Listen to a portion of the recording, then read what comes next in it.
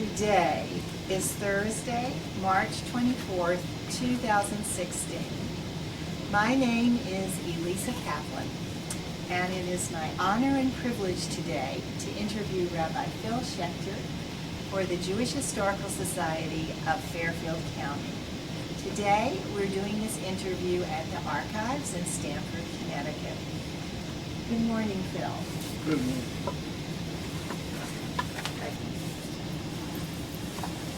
Please tell us your name. Phil Schechter. And what do people call you? Phil. My name is Philip. One L. The spelling names always confusion. Phil, when were you born? November 3rd, 1933. And where were you born? In the Bronx, New York. And you hardly have an accent. How did your family originally get to America? My father immigrated from Odessa, and my mother was born in New York. And where did her family come from? That's hard to say. Probably Latvia or Estonia, but I really don't know for sure. But she was born in this country, and Yes. they were immigrants, right? Right. Okay. Why did they come to America? What's the family story about that? Well, the only one that I know is that my father remembered hiding on the roof of an apartment house in Odessa during a pogrom. That was his only history of Russia, and he came as a little boy. I have a picture of him and his slightly younger brother sitting together, and they look to me about 6 or 8 years old in America. So tell us a little bit more about your parents. What did they do? How did they earn a living? My father was a very successful doctor in the Bronx. He had a huge practice in ENT, and he specialized in tonsillectomies. And I've met many people who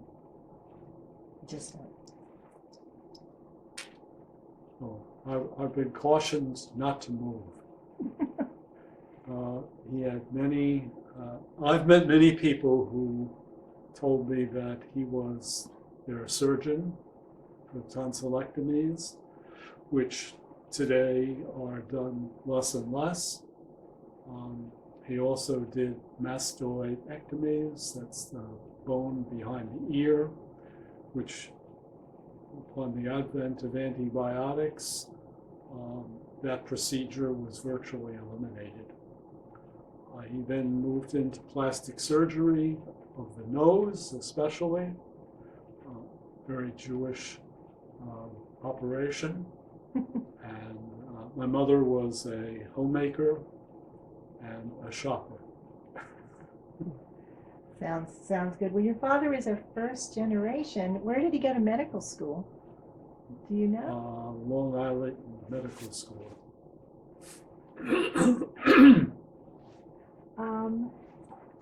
Do you know anything about your parents and their politics? Yes, they were Democrats. My father was very interested in politics, read newspapers in the morning and in the evening, subscribed to many magazines, including Jewish charitable organization magazines, and it all got passed on to me. And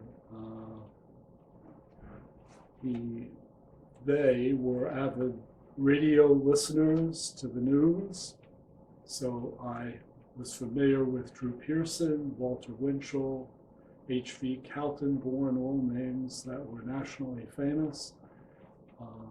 I became addicted personally to Edward R. Murrow in following that tradition.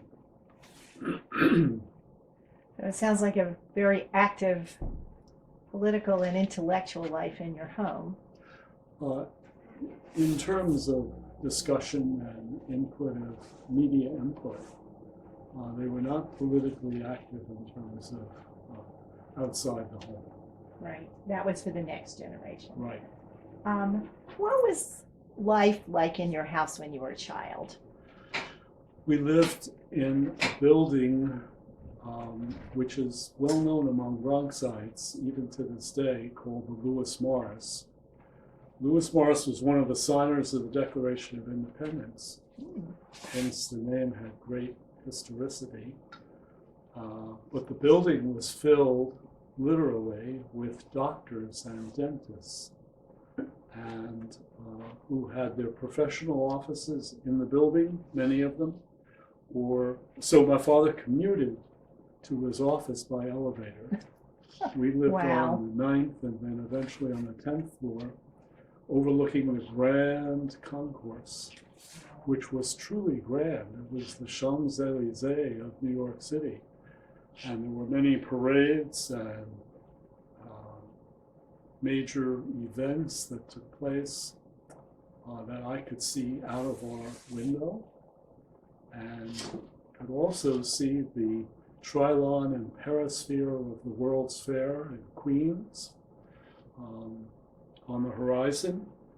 And from the roof of our building, we could see the Empire State Building and Manhattan skyline. The roof was very populated by the tenants because it was a place to go out of doors that was very convenient. And I vividly remember many people on the roof, meeting my friends there, and eventually a friend and I spent a lot of time on the roof putting up TV antennas and wire communications between our apartments. And we were interested in radio and, of course, the beginning of TV. Wow. So it was busy. You mentioned your father commuting by elevator. There were elevator operators? They were the only African Americans that we came in contact with. They were called, you gave them a very dignified title. They were called elevator boys, though they were grown men. And some of them were, well, we got to know them pretty well, going up and down all the time. It was the only access, I mean, outside of climbing 10 flights of stairs. So the elevator was, there were 3 elevators in the building. No, actually there were 4. And part of the building opened on Walton Avenue, which was at a lower geographic level, several stories below the Grand Concourse. And the neighborhood was truly paradise. In fact, there was a theater on the Concourse and Fordham Road, still called the Paradise, which was a major motion picture theater for New York City. And it's been restored. It was a very beautiful place. But the Grand Concourse was a very largely Jewish neighborhood. There were no blacks in the neighborhood. There were other ethnic groups, a few Italians and Irish. The neighborhood was, as I said, paradise because there were so many Jews, and there was good shopping on Mount Eden Avenue. There were delis. There were 2 movie theaters. Mount Eden Avenue was just a few blocks away. And then, of course, Yankee Stadium was several more blocks away.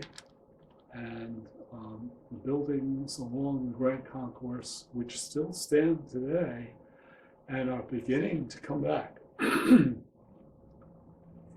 Wow, it sounds like a very full life. Can you describe your home Jewishly?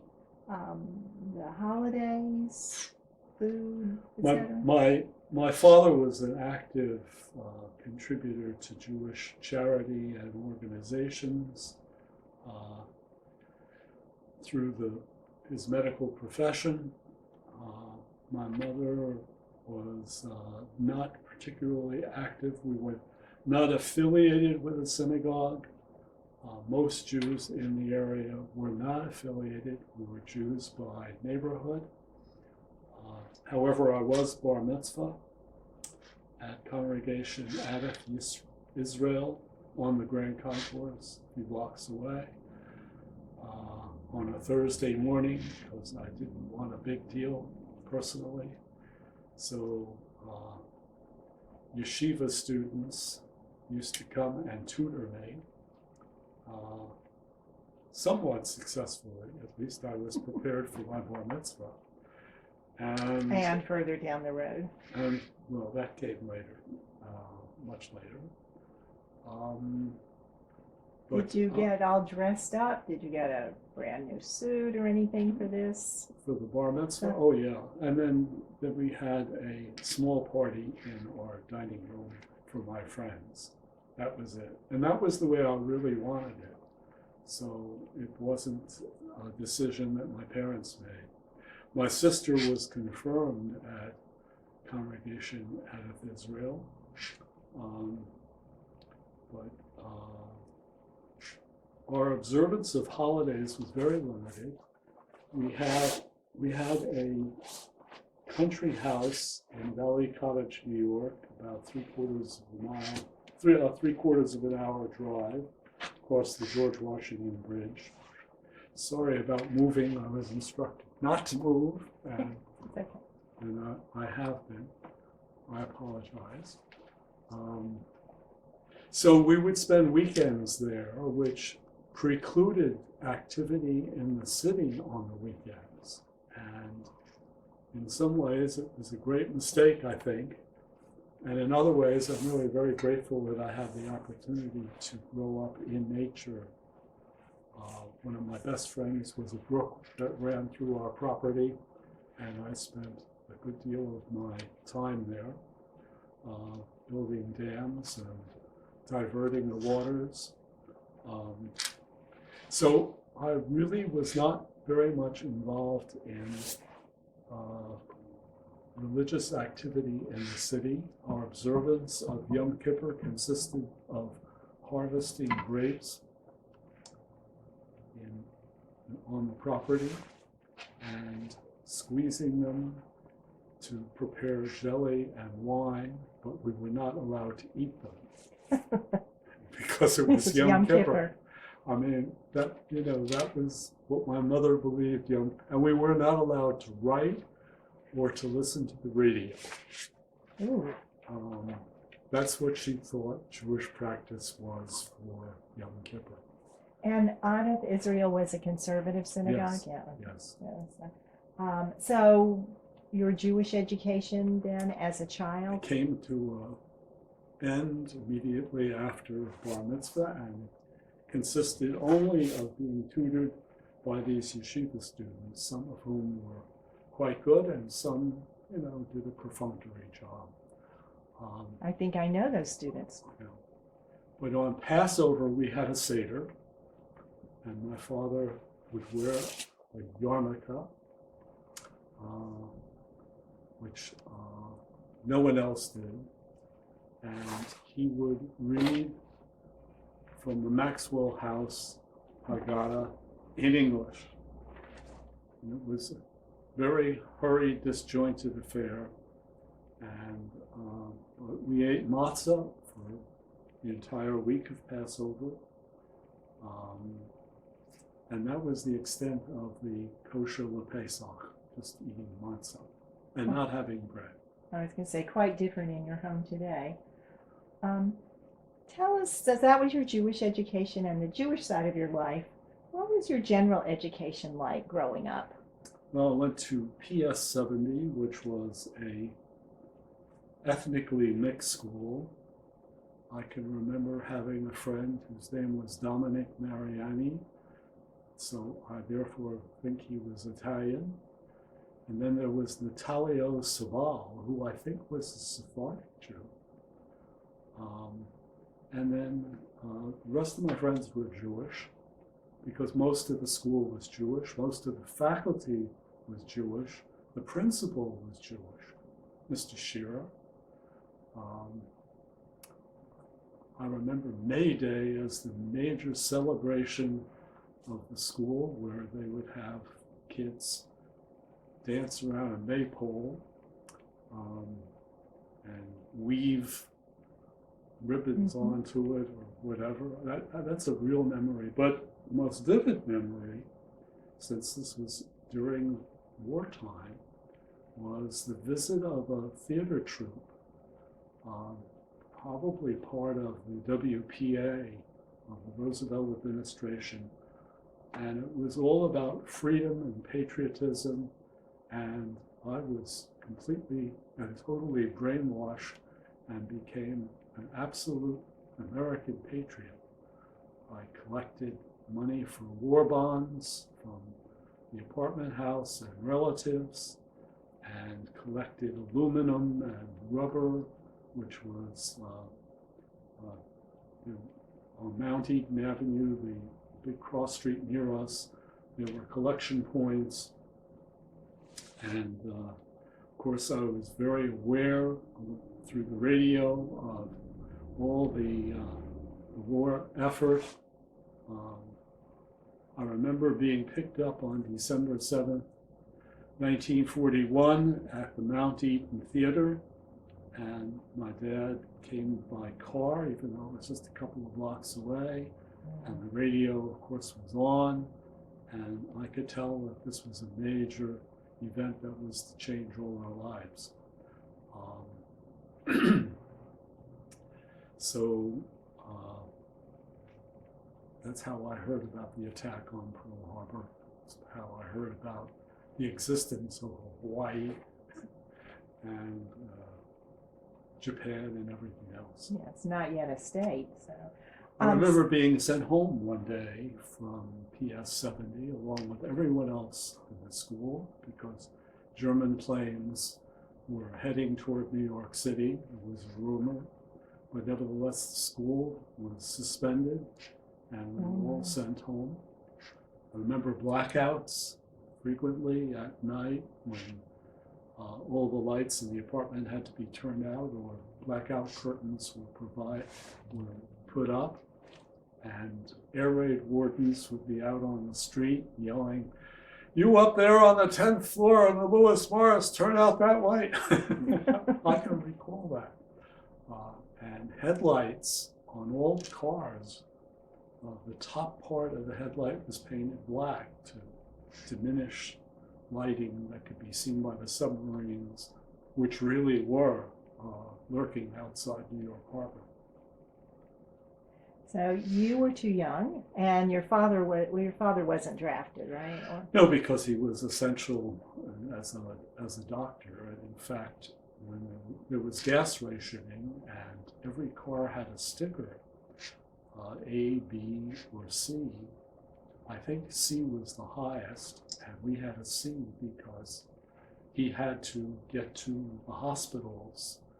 He practiced, he did his surgeries when not in his office on the second floor at the Bronx Ioneer Infirmary, not too far away, but also he went to Metropolitan Hospital, which is located on what is now called Roosevelt Island. At that time it was called Welfare Island. And there was actually a car elevator on the 59th Street Bridge. I think it's called the Ed Koch Bridge now. And you could go by elevator, which I did with him. I accompanied him many times as he'd go to hospitals. I'd sit in the car and listen to the radio. But once in a while, he'd let me watch him do surgery. I watched a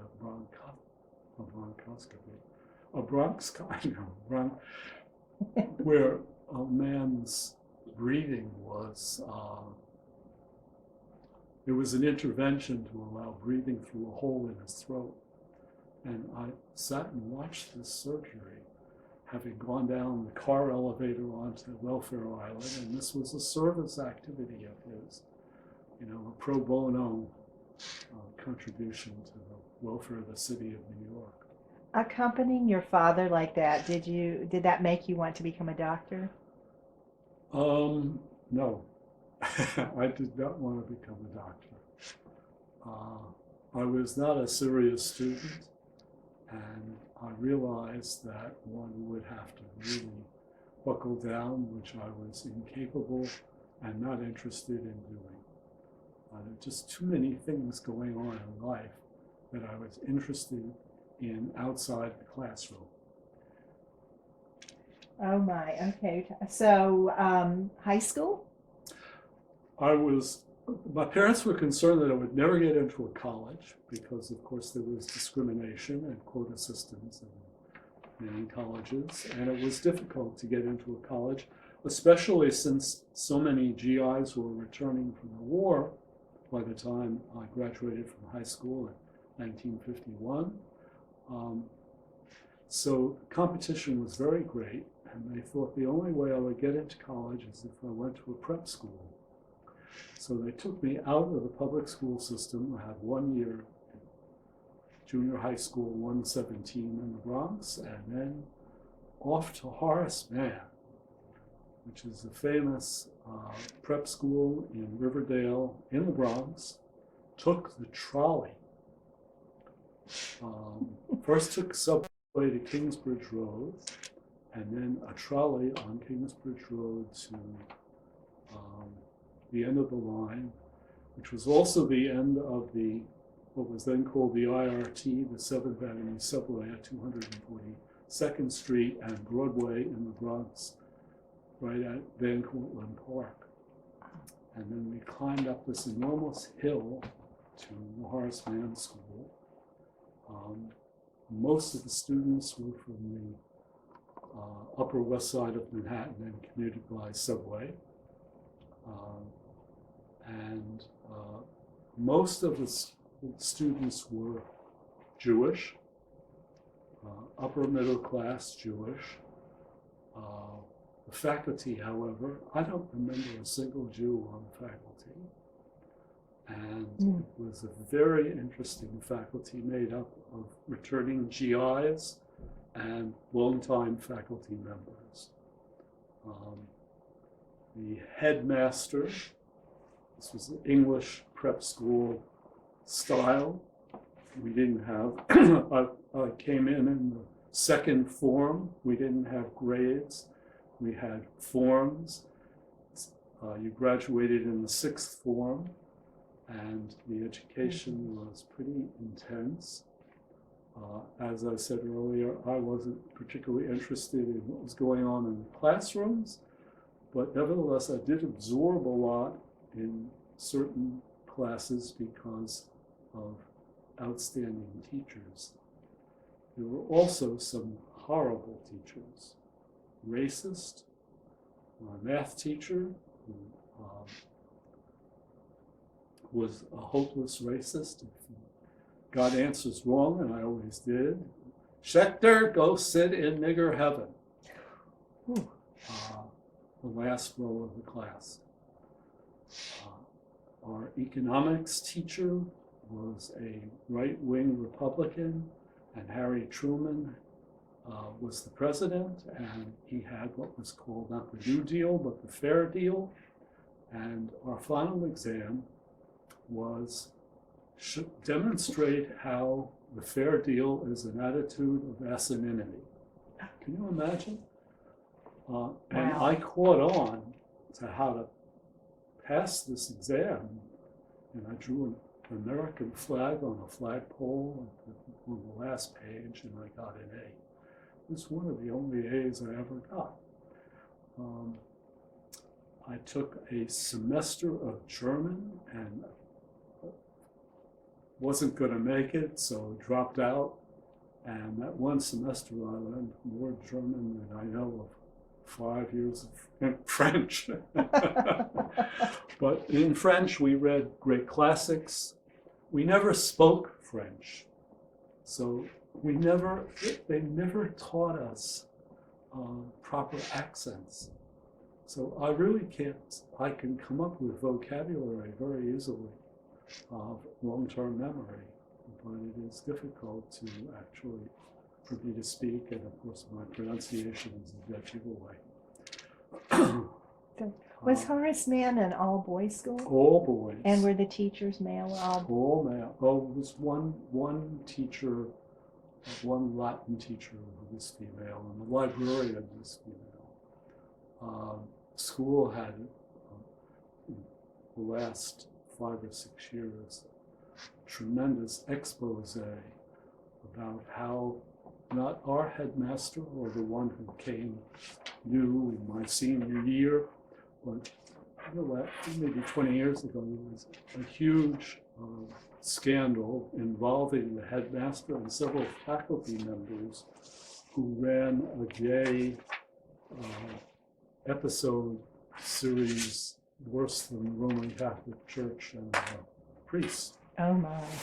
So the school's reputation was really sullied at that particular point, but the lawsuits and articles in New York publications, and it's all quieted down now, and the school has gained its reputation back. But apparently it was a terrible scandal. School had some excellent teachers in my time. One was a returned GI who lived at what was Camp Shanks, which is a huge port of embarkation on the Hudson, right where the thruway is today in Rockland County. And he has to commute from there. We occasionally gave him a ride when we were at our country house, which is not far from Camp Shanks. We were always giving GIs rides during the war. But he had a big influence on me because he had us read a book called Freedom Road by Howard Fast, which was about the Reconstruction period in the South and the first Negro legislator to be elected. And I think it raised my social consciousness to an extraordinary level. He was a very effective teacher in that regard. There was a physics teacher who was the assistant headmaster, who was a big influence on my life. I really got a lot out of the physics course, unlike chemistry, which hopeless, never passed. Biology, I'm not going to our 65th reunion this fall because every time I go to a class reunion, they bring up the time that the biology teacher was giving his annual sex lecture. And I giggled. He was a New York Giants football player before he became biology teacher at Horace Mann. And he came from the front of the room, grabbed me by the collar, picked me up, opened the door, and threw me out into the hallway. So every reunion, some wise guy brings up, remember when Schechter was thrown out by Mr. Abedisian? And I got the invitation. I'm bringing this up just because I got the invitation yesterday. And I said to my wife, we're not going. I've been humiliated enough. We had an interesting class. The most famous member is Renee Richards, who was known to me as Richard Raskin. And we were friends. And when he was bar mitzvah in Forest Hills, I took subways all the way out to Forest Hills and attended Renee Richards' bar mitzvah. Wow. He became a very successful pediatric ophthalmologist. And when Liz and I had a child with an eye problem, we consulted with him, and he referred us to an associate in New Jersey. So I did speak to him professionally, but he did come to 1 or 2 reunions early on in full dress. Oh, no. and not in drag. So you made it through high school. Where did you go to college? Well, because Horace Mann had a new headmaster who was very successful in traveling around the country visiting college admissions officers, he made a good contact at Johns Hopkins and enabled me, despite my academic record, to be admitted. So I went to Johns Hopkins, and it was a culture shock because I was outside of the Jewish ghetto of the Grand Concourse. It was in Baltimore, which is a very segregated city, Jewishly and racially. And Johns Hopkins was in a white Protestant neighborhood. From orientation week onward, it was clear to me that I was an alien outsider. And I was very clearly isolated Jewishly. During the fraternity rushes, which took place in the dorms, it was quite clear that the fraternities did not take Jews. There was, I think, one Jewish fraternity, I'm not sure. But I had a roommate who was extraordinary. He was a fundamentalist Christian. Every Sunday we would listen to Billy Graham on the radio. He had a calendar from on the wall from the American Board of Missions to the Jews, which was a conversion organization. And every night he would get down on his knees at his bed and pray endlessly before going to sleep. And of course he was praying for me and that I would. But it was quite an experience. He turned up in later life because he was from Freehold, New Jersey, and I ended up living in Freehold, New Jersey. And although he no longer lived there, one of the most active members of my congregation was close friends with him at RCA where she worked, and they used to go to the opera together. So there was some additional contact. But I was so isolated Jewishly that I decided to explore in Baltimore by bus the Jewish neighborhoods.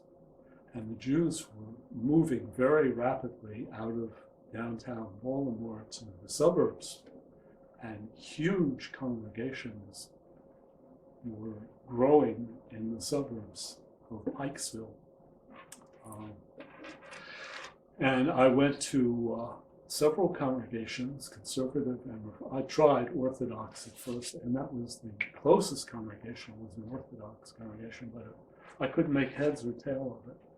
So I went to conservative congregation and lucked out in that Rabbi Jacob Agus, who was a great scholar, was a very young man at the time, with a brand new congregation.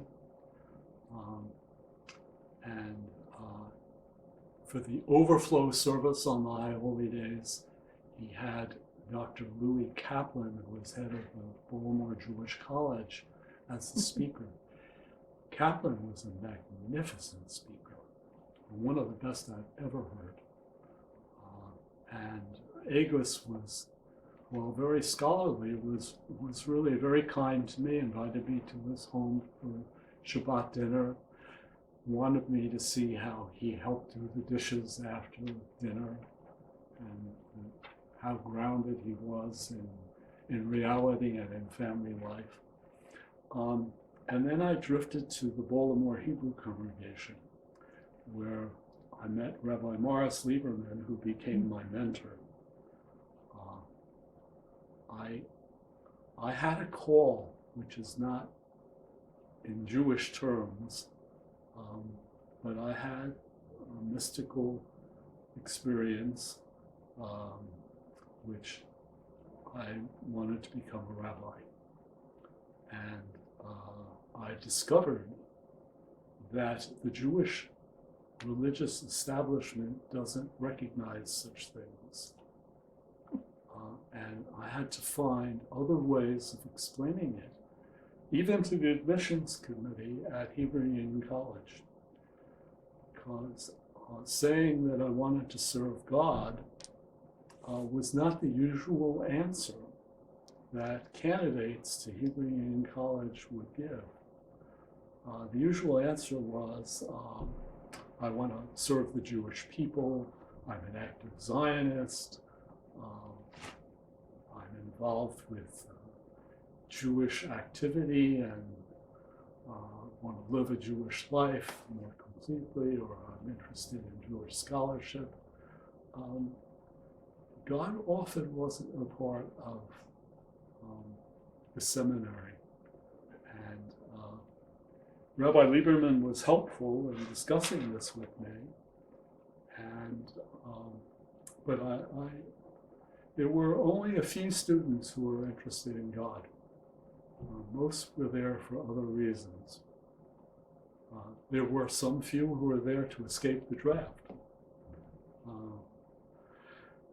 And interestingly enough, anyone who graduated during the Cold War and during the war years was drafted not by the American Selected Service, but rather by the Central Conference of American Rabbis, or the Rabbinical Assembly, or the, what is the Orthodox group called up at the spot you on it?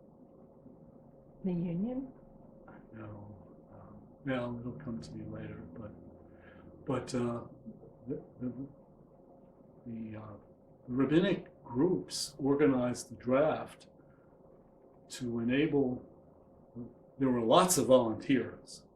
I don't want to create the impression that people didn't volunteer. There were lots of volunteers during the Second World War.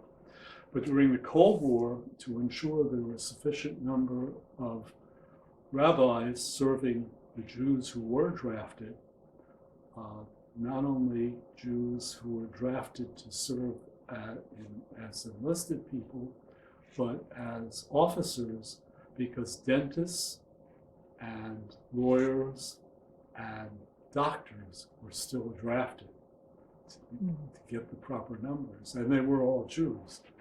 So we needed rabbis to be available to be of service to them. So it was a long answer to college. So which Hebrew Union College did you go to? I went to Cincinnati because the one in New York, Rabbi Lieberman, my mentor, felt, and he was quite right about this, too many distractions in New York. And knowing me and my approach to academics, he thought Cincinnati was a better choice. It was very wise. He also felt that I should not wait until I graduate from college to go to Hebrew Union College, but I should transfer to the University of Cincinnati across the street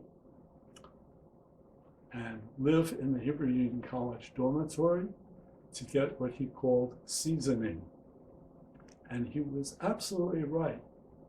In fact, yesterday I was talking to a classmate on the phone, and we were talking about someone, an older member of the student body who he had just spoken with on the phone.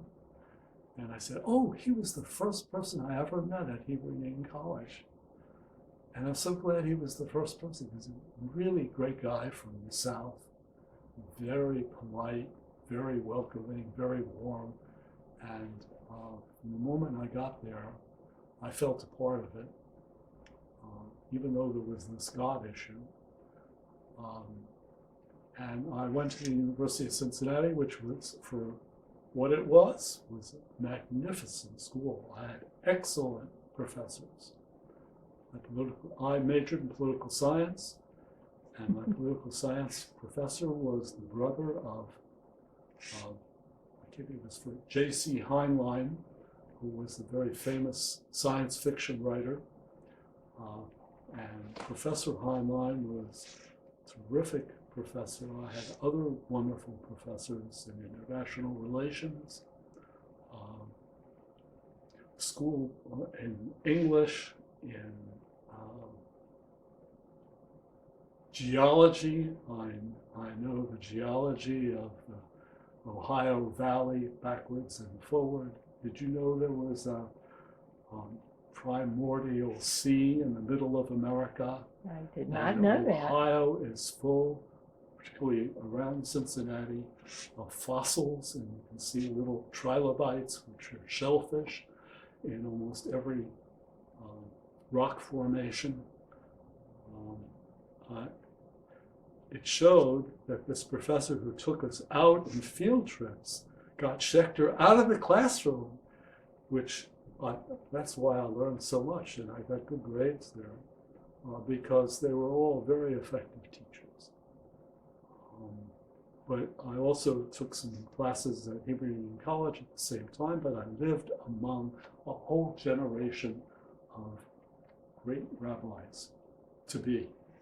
They were students, but I knew them when they were students. I knew Alexander Schindler well, who became the head of what was then called the Union of American Hebrew Congregations, the Reformed Congregational Movement. He had been a ski trooper during the Second World War. He was a German refugee, spoke with a German accent, was a masterful leader. And while president of the UAHC, he came up with the idea that Reform adopted a patrilineal descent, which has certainly influenced Reform and even conservative Judaism to this day. So your education at Hebrew Union College served you well. 8 years. I was more than seasoned. I was well cooked. Done on both sides. Yeah. Tell us about getting married and starting a family. When I graduated from Hebrew Union, I was drafted by the CCAR to serve as a chaplain. It's very interesting because during my years in Cincinnati, I worked for a Protestant minister who lived in the Negro part of town, who was part of a settlement house called the Finley Street Neighborhood House, right near the old Crosley Field, and in a totally black neighborhood, though he was white. And it was a joint operation of the Presbyterians and the Episcopalians. And I ran their summer camp, which was mostly black, and the whites were all hillbillies from Kentucky and Tennessee, who moved to Cincinnati. I also worked at the Children's Home in Cincinnati, where I was recreational and cultural director. So I had a lot of contacts off campus. Now this minister went to jail while I was working for him because he refused to pay his income taxes because the taxes were used for present, past, and future wars. And during Christmas week, he had his trial, and the leading Negro member of the city council, who then became eventually mayor, was his lawyer. And I remember the federal judge appeared to me to be drunk on the whatever they call the thing the judge sits at, and sentenced him to jail. And he refused to cooperate, so the marshals came and picked him up and carried him in, carried him out, and all references to Jesus and his fault were just dismissed by this judge. He went to jail, and that was that. So here I work for this pacifist, and my mentor was the chairman of the Jewish Welfare Board Committee on Commission of Chaplaincy.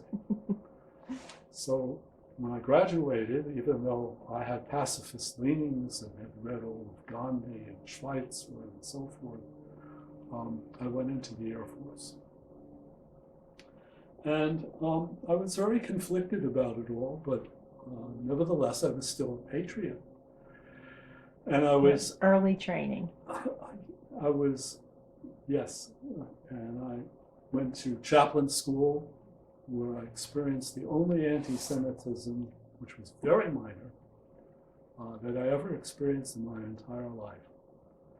A group of us from chaplain school, Christian and Jewish, went from San Antonio, where Lackland Air Force Base, which is the major Air Force training base to this day, to Nuevo Laredo on the Texas border. And we're walking with a group of ministers, rabbis, and this other rabbi who is now very well known, interfaith relations and activities, met with the Pope many times. He and I heard this minister say, I hear you can Jew them down in the shops. That was the only time I ever experienced an anti-Semitic contact. In all the years in the military and in active rabbinate, working in interfaith affairs. So I just think that from a historical point of view, that's really interesting. While in the Air Force, I was part of the Strategic Air Command. The mission was peace is our profession. We maintain peace by sending B-52 bombers with atomic bombs to the borders of the Soviet Union. And we have these bombers in the air 24/7. So that if they were to attack us, there would be what was called officially massive retaliation. And that prevented World War III up until the present moment. And augmenting them was the construction of underground missile bases throughout the western United States, which were, the construction started while I was in the Air Force. Where were you stationed? I was stationed in Roswell, New Mexico. But my assignment was like the old Methodist circuit rider. I rode a circuit by air from New Mexico to Texas, to Kansas, to North Dakota, to Montana, to Wyoming, to occasionally Idaho, California, and Arizona, and back to New Mexico. If only I got mileage from the airlines, because the Air Force didn't fly me. They paid for commercial air to send me, and there's always little planes between Roswell, New Mexico, and Albuquerque, where I'd catch a bigger plane to Denver, and then go out in little planes to Montana or Kansas or Idaho, and so forth. And at every base, there were a handful of Jews, mostly dentists, lawyers, doctors, and a handful of airmen, the enlisted men. The Jewish Welfare Board would send Jewish food from Minneapolis or whatever to rendezvous so that we could have bagels and lox, and that's why I always was able to get a turnout. And I remember, because I can't carry a tune, conducting services with a reel-to-reel tape recorder with a cantor or a choir that way. And of course it was halakhically very liberal, but no one minded. And in Montana, as in New Mexico, off base, there was a little Jewish congregation. In New Mexico, they even had a building. And I served as their rabbi with the approval of the Air Force, because sometimes they'd meet at the base and sometimes at their little building. In Montana, there was a congregation. They didn't have a building, but they met on the base. And one of the Jewish families had a daughter, and she was my first wife. And we lived together for about 8 years, and we had 2 children. So that answers the question. Yes, and one of whom is herself a Yeah. rabbi and in the Air Force, right? Yeah, she went to Hebrew. My daughter Sarah went to Hebrew Union College in Los Angeles. After going to college, she had a similar academic background to mine. She went to college with Friends World College, which had campuses in foreign countries. So she lived in Kobe, Japan. She joined the Kobe Jewish congregation, which existed from the time of Admiral Perry opening up Japan. Wasn't it Admiral Perry? That was his. And I have a picture of her standing at the Ark, beautiful marble Ark, Japanese flag on one side and the Israeli flag on the other. Because I had sent her to Israel a number of times, and she knew Hebrew. When Israeli delegations would come through Japan, the Israeli embassy used her as a tour guide during another stay in Japan. She worked for a Japanese firm across from the World Trade Center at the World Financial Center in Lower Manhattan. And as a result of 9/11, she wasn't there for 9/11, but as she was in rabbinical school at that point. But at that point, she decided to become a military chaplain. And because I had been in the Air Force, she picked the Air Force. And she is now the chaplain at the Air Force Academy in snowbound Boulder, Colorado. They had a blizzard yesterday that shut everything down. But the sun will be out tomorrow. That's the Boulder story. Right. And your other daughter? My other daughter, Noah, lives in the same zip code in Manhattan where I had lived, in Greenwich Village, and she works for TripAdvisor. She's married to obviously her husband, and they have 2 little kids who go to New York City public schools very happily. And so how did you meet Liz?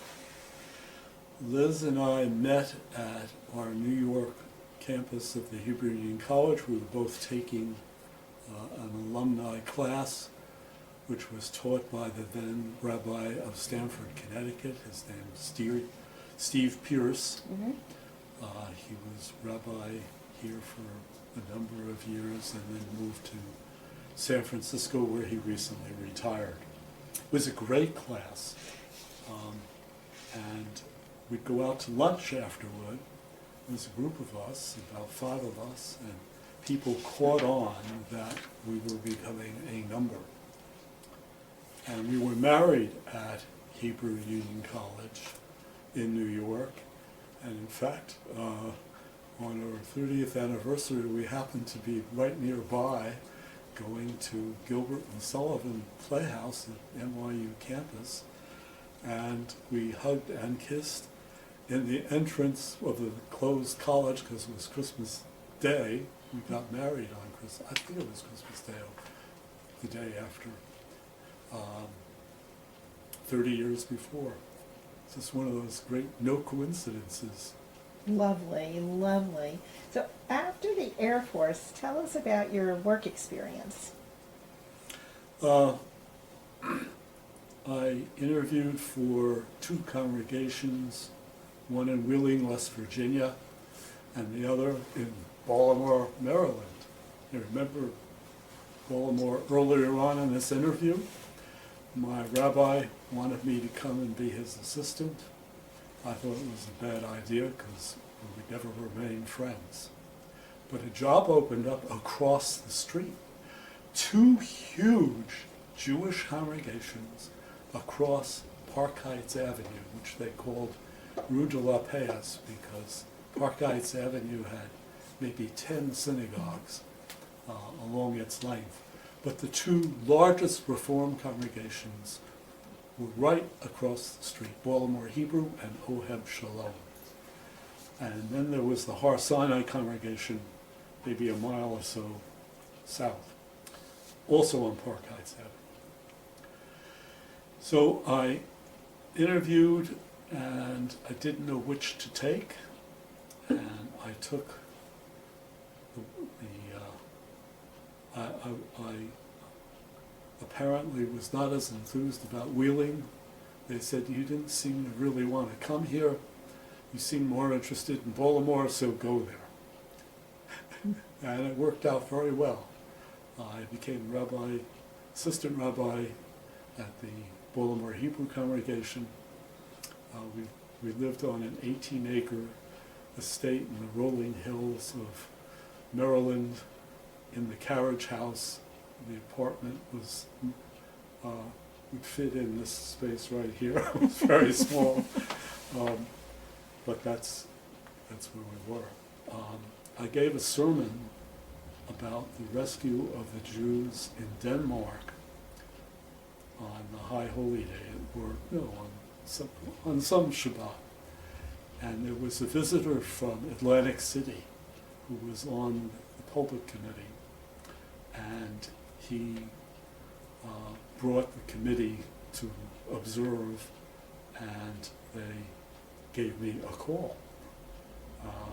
Would I come and be their rabbi in Atlantic City?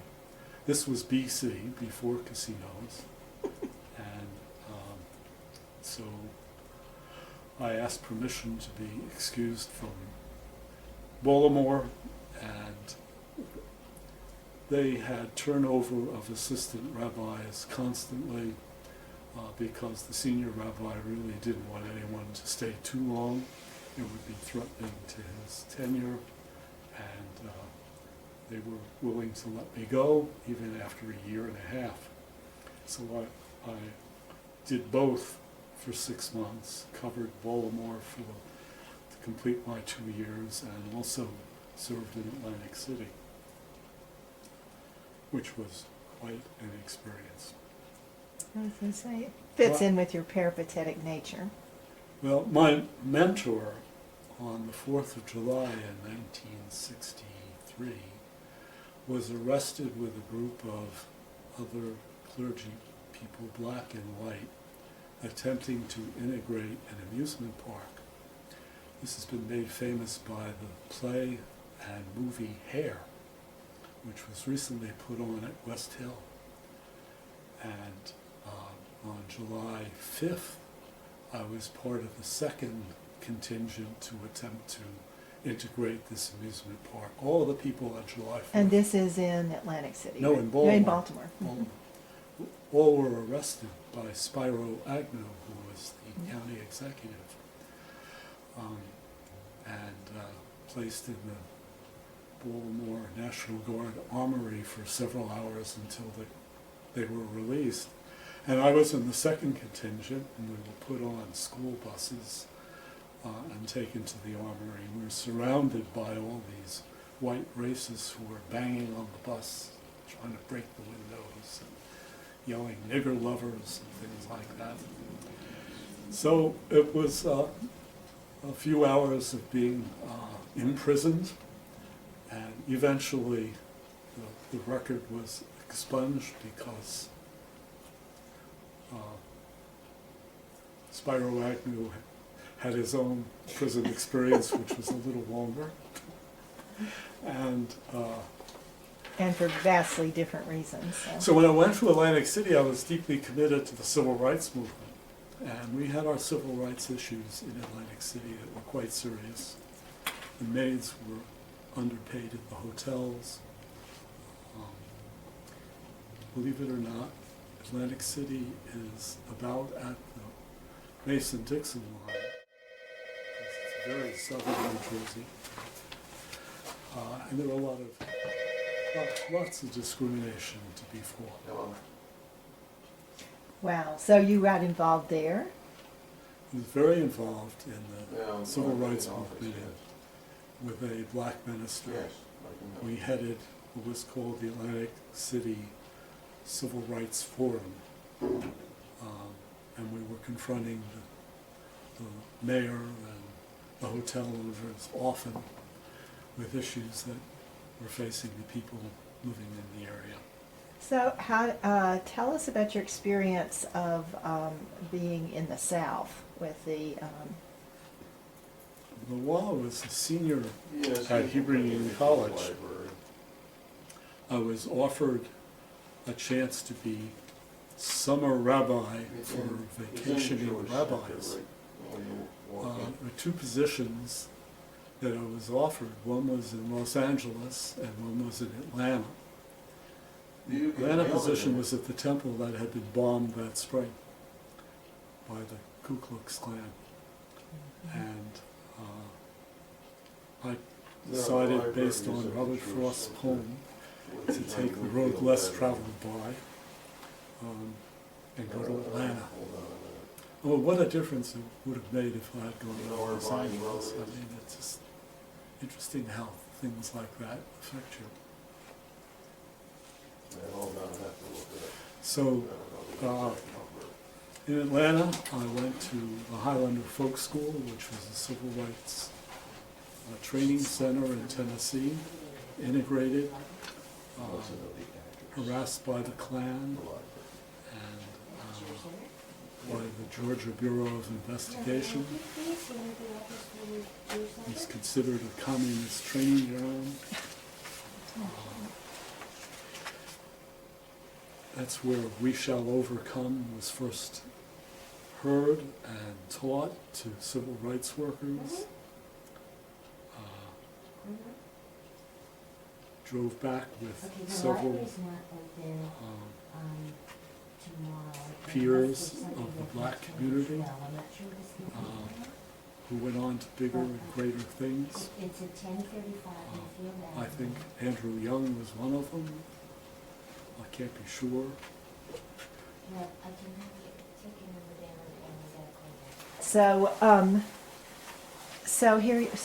Where did you go after Atlantic City in your work career as rabbi?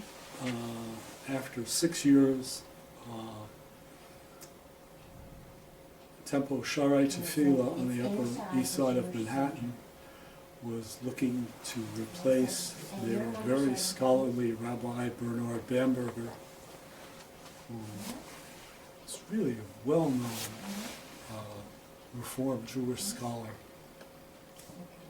And they were seeking, quote, a star. So they hired me. He was very upset by that, because I have no scholarly pretensions or credentials. And it was at a time of great turmoil in America. The Vietnam War was in full bloom. The anti-war movement was very active. There were major marches on Washington and elsewhere. There were riots in New York City. New York City was falling apart. It was on the edge of bankruptcy. There were abandoned cars all over the streets. There was much crime. Graffiti was everywhere. And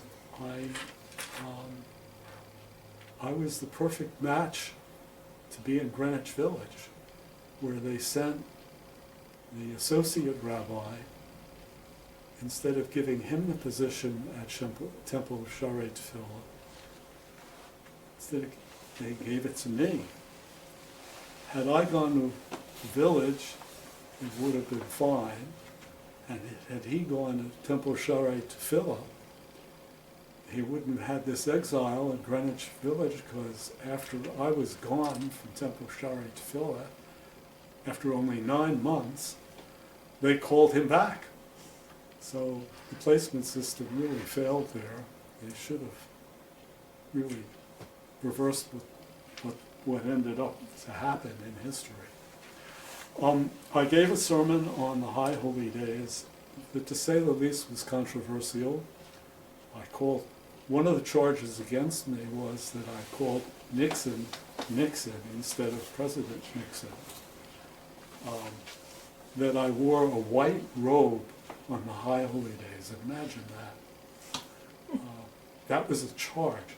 That I had a mass of unsightly hippie-type hair and beard, which was probably down to here, shoulder-length hair.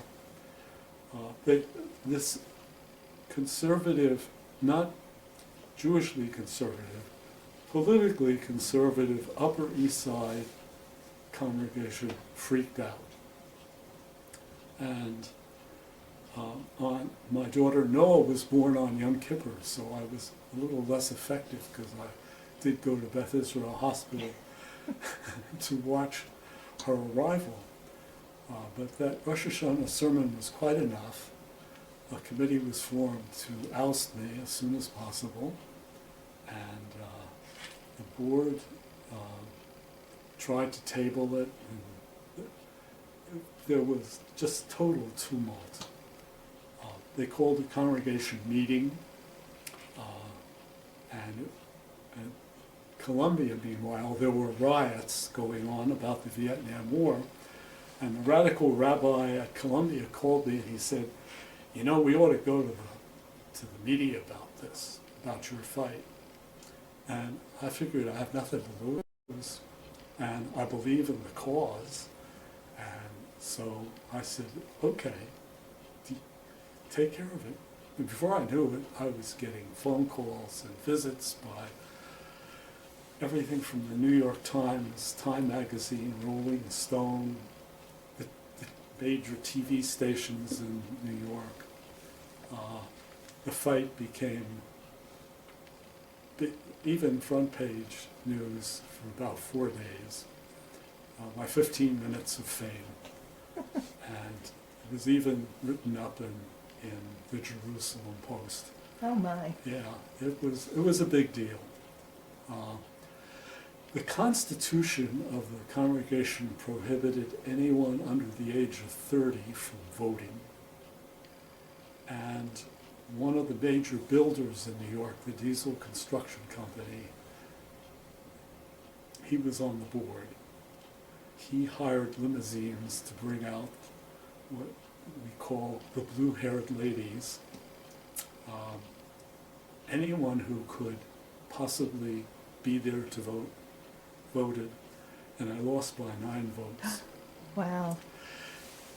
Which was, even if I had won by 9 votes or whatever, it was really untenable. The congregation was so divided, as was the country, as was the city. It was just, if we think today was a really polarized time, America was on the edge of revolution.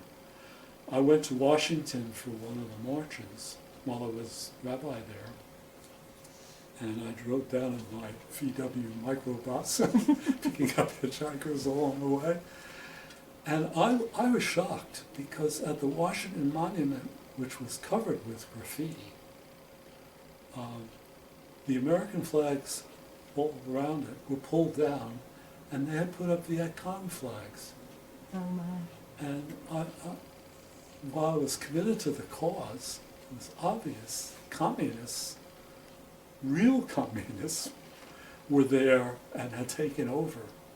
And the White House was surrounded by a ring of buses that they had done to protect Nixon. We really thought it was going to be a revolution. Luckily, things calmed down.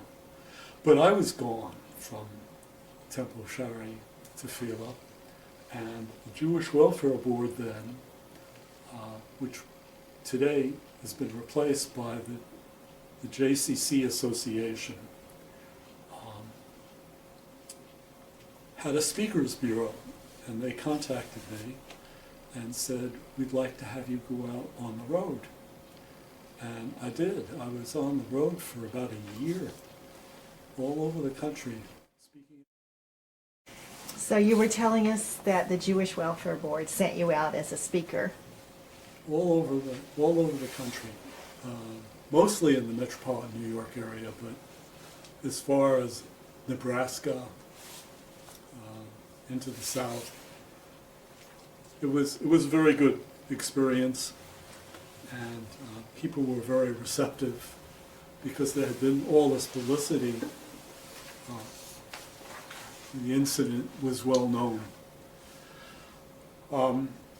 I got a call from this little congregation in Manalapan, New Jersey, and they said, we're a very young congregation, we just started, and we'd like you to come and meet with us. Maybe you could become our rabbi. And I said, I really don't trust congregations anymore, so I would have some, great reservations. Well, why don't you come and try? This guy was very persistent, really great guy. And I agreed. And simultaneously, I got a call from Westport, Connecticut, from the Humanist congregation. And they said, similar thing. So I figured, having had this horrible experience in New York, I didn't trust working for a congregation. That if I worked for two congregations, I could play one off against the other, because I'd be protected. I'd have one to fall back on if the other one didn't work out. All I have to do, since the Westport one was clearly part-time, is convince the New Jersey one that they're small enough to be part-time, even though they had a full-time rabbi before, who didn't work out. So I would be the second rabbi they ever had. So I went on the interviews and I got both jobs. And in New Jersey, they agreed to call it the experiment. So for 6 years, I lived in Greenwich Village and commuted to Westport one weekend a month and to New Jersey for 3. And I would do Rosh Hashanah in Eve in Westport, and the rest, Rosh Hashanah morning and Yom Kippur in New Jersey. And it worked out very well for 6 years. The trouble is, they built the Verrazano Bridge, and all these Jews decided they could no longer live in Brooklyn, which was becoming worse and worse. And the school system, in addition to the political system and the economic system in New York City, was falling apart. And they were all teachers. And they commuted and they gave up commuting, but there was this mass migration out of Brooklyn to Monmouth County, New Jersey. And our congregation, when I started, had 160 families. And when I left 29 years later, we had 850 families. After having closed membership for several years at 500. And the board, which was my idea, because I felt if it got bigger than 500, I couldn't handle it. Even though I was no longer rabbi in Westport anymore. Because they said to me, we're growing so fast, Phil, you've got to decide, if you're going to stay in Westport, we need someone full-time. So either you become our full-time rabbi, or we're going to have to get someone else. And we don't want to get someone else. So I agreed. But there were various conditions. And one of the conditions was that I had a voting seat on the Board of Trustees, because I didn't trust the Board of Trustees after my experience in New York. That's pretty unusual, isn't it, for rabbis to have Very, very rare. The minute I left, the board met, amended the Constitution immediately, and my successors, there's been several, do not serve on the board. They did not benefit from that. Well, they did actually, but they didn't want to take a chance with anyone else. The other thing was, and this is the 50th anniversary this year of the congregation, and I just spoke to Shari Emeth, which is the name of the congregation, South, meeting in Miami. They got together 10 past presidents and a whole bunch of members who are now living in the greater Miami area to celebrate the 50th anniversary there. And on April 15th, I'm going back to Manalapan to be guest speaker along with Rick Jacobs, who is the head of the URJ, who will be the primary speaker for the 50th anniversary. But I was there 29 years, and what I said to the group in Florida and I'm going to say on Friday night, April 15th in New Jersey, is the reason it worked is that this was a congregation that was willing to experiment, and I could try anything I wanted, and they let me. We printed our own gender-inclusive prayer book long before the CCAR did it. In fact, I spoke with the chairman of the CCAR Liturgy Committee when they were about to come out with the first revision since the Union Prayer Book, and I said it should be gender inclusive, and he said to me, that gender inclusive is a passing fad. Obviously it was not. So we printed our own prayer books for the High Holy Days. Many of our Friday night services were in the round and were without the use of a siddur. It was a kind of meditative service. I burned incense. One Friday night after services, I invited those who wanted to stay. We were all lying down on the floor of the bima, and I levitated the whole group up to the very beautiful ceiling that we have. I could try anything, and there was always a group that went along enthusiastically. The end of the second year, or maybe it was the third year, a president said, Schechter, you really don't do anything. You haven't written any books. I think it's time for you to move on. We're not into this hippie thing anymore. And the first president who hired me, the enthusiastic guy, said, wait a minute, you can't do that. And he organized, immediately called a meeting at his home, standing room only, and this president who wanted to replace me was out in a second, and that was the end of that. The relationship continued for 29 years. About the 27th year, I had a difficult president, but it's well known he was difficult. And I don't think he was at the Florida gathering, even though he was in Florida, right in the community. Mm-hmm. His idea was, when we'd have a meeting for the High Holy Day preparation, how can we surprise the rabbi? He was always digging at some provocative something, just by nature. But outside of that, all the presidents and I have remained good friends. And one of them negotiated my exit retirement contract, from which I still receive benefits here 15 years later. So I had a very good, warm experience. That's lovely. So what brought you to Fairfield County? My wife, Liz, is my wife, Liz. We haven't mentioned her except That you're getting married. Getting married, right. At Hebrew College in New York. She's a rabbi.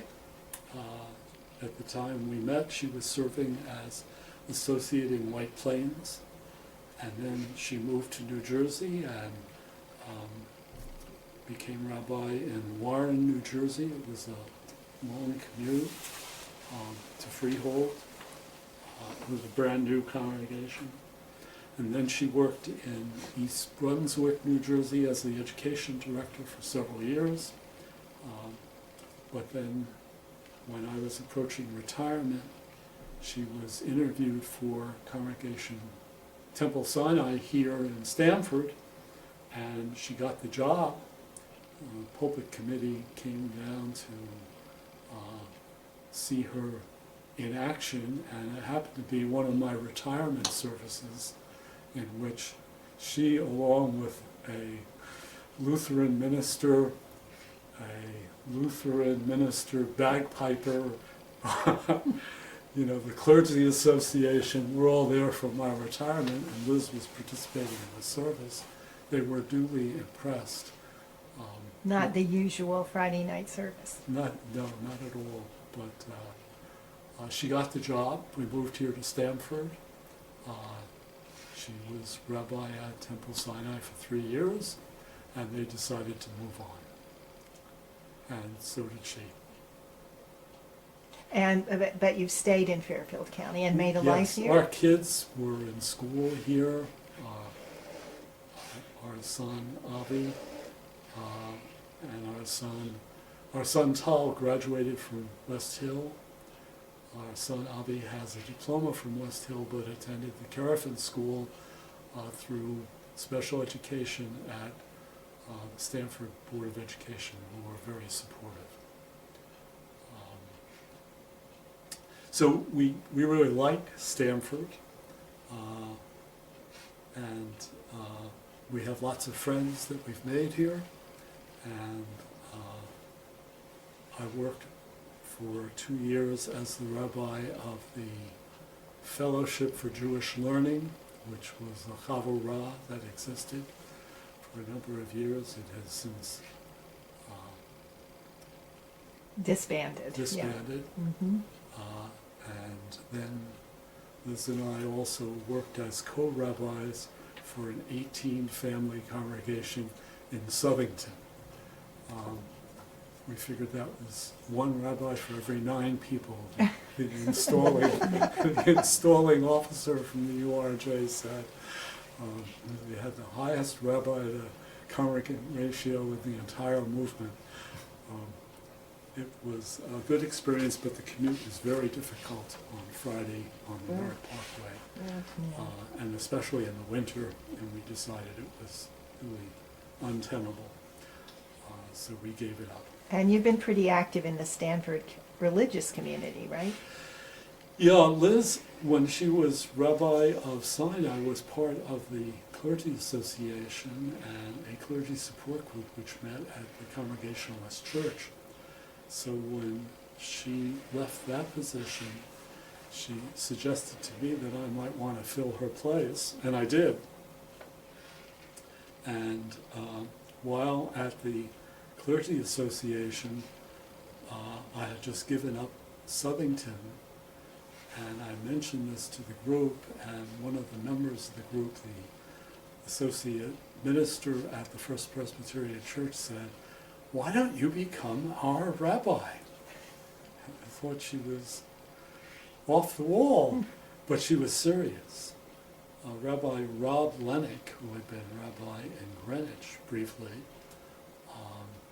and then worked for Religion and American Life briefly, then became rabbi in residence through Religion and American Life at Presbyterian Church. And so they had this position, but it was vacant, and I took it, and have been there ever since. I've been there for 6 years now. Yes, you're the rabbi of the Fish Church. I'm the rabbi of the Fish Church. It's a very good job, actually, because I get a very enthusiastic response from the members who are very pro-Jewish or bring their Jewish friends.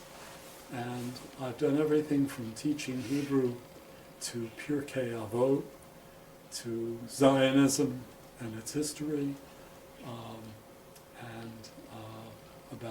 and given sermons and participated in the life of the congregation, where I'm very warmly received. As I've aged, I do less, but I'm still there. And the minister, David Van Dyke, and I are very good friends, and still friends with the associate minister who has since retired. and I'm a part of the Stanford Clergy Association, which is a very small but close group. So you've had lots of experiences, life education, formal education. What's your advice to young people today, to future generations? What's your best advice? I believe in diversity and inclusivity of that diversity. And I think we're very lucky to live in a Stanford Jewish community that has been very open.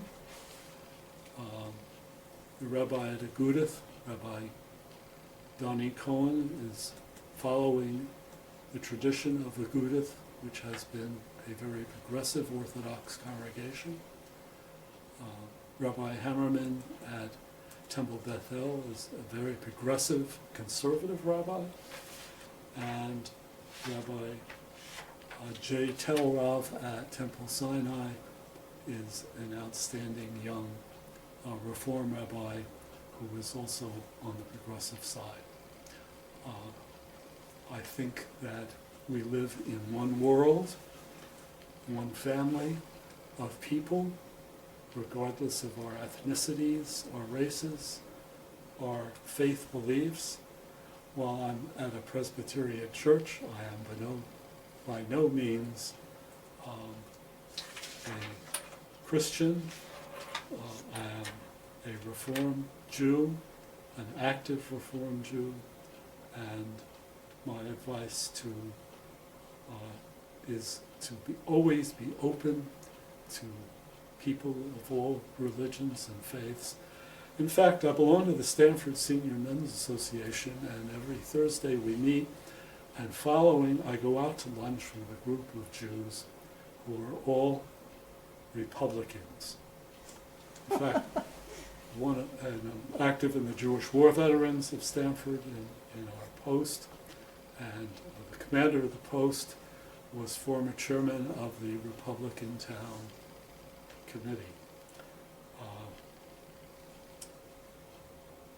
It's interesting to have lunch with Republicans because I'm not, and to see them struggling with the presidential campaign, which is very divisive, and to see their embarrassment initially at the candidates, but they're falling into place because they dislike the Democrats and Hillary Clinton to such a great degree that they wouldn't consider even the thought of possibly staying home, or they certainly wouldn't vote for a Democrat. But it's interesting to meet with them, and we're friends. And they're very respectful of my rabbinic position. Some of them can't seem to say Phil. They've got to say Rabbi.